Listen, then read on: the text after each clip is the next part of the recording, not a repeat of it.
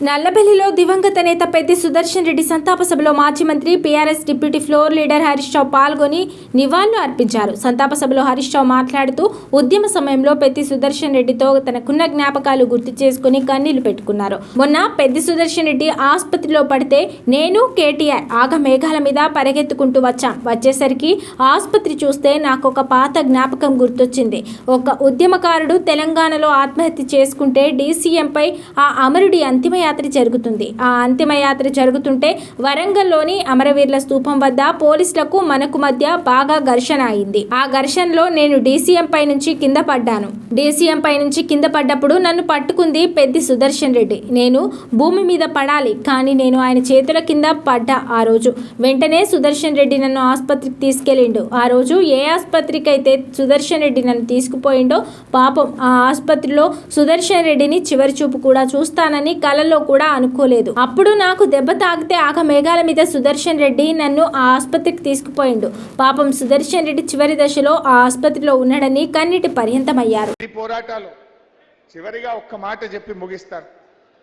మొన్న పెద్ది ఆసుపత్రిలో పడితే నేను కేటీఆర్ గారు ఆగమేఘాల మీద పరిగెత్తుకుంటూ వచ్చాం. వచ్చేసరికి హాస్పిటల్ చూస్తే నాకు ఒక పాత జ్ఞాపకం గుర్తొచ్చింది. ఒక ఉద్యమకారుడు తెలంగాణలో ఆత్మహత్య చేసుకుంటే ఆ రోజు డీసీఎం మీద ఎక్కించి ఆ అమరుడికి అంతిమ యాత్ర జరుగుతూ ఉంది. ఆ అంతిమ యాత్ర జరుగుతుంటే వరంగల్లోని అమరవీరుల స్తూపం దగ్గర పోలీసులకు మనకు బాగా ఘర్షణ అయింది. ఆ ఘర్షణలో డీసీఎం పై నుంచి నేను కింద పడ్డా. డీసీఎం మీద నుంచి నేను కింద పడితే నన్ను పట్టుకున్నది పెద్ది సుదర్శన్ రెడ్డి.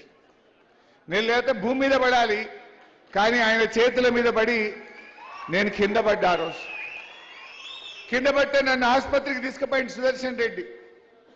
ఆ రోజు ఏ ఆసుపత్రికి అయితే సుదర్శన్ రెడ్డి నన్ను తీసుకుపోయిండో పాపం సుదర్శన్ రెడ్డి ఆ ఆసుపత్రిలోనే నేను చివరి చూపు చూస్తానని కలలో కూడా కనలేదు. ఆ ఆసుపత్రికే నాకు ఆ రోజు దెబ్బ తాకితే ఆగమేఘాల మీద సుదర్శన్ రెడ్డి నన్ను ఆసుపత్రికి తీసుకుపోయింది. పాపం సుదర్శన్ రెడ్డి చివరి దశలో ఆ ఆసుపత్రిలో ఉన్నాడు.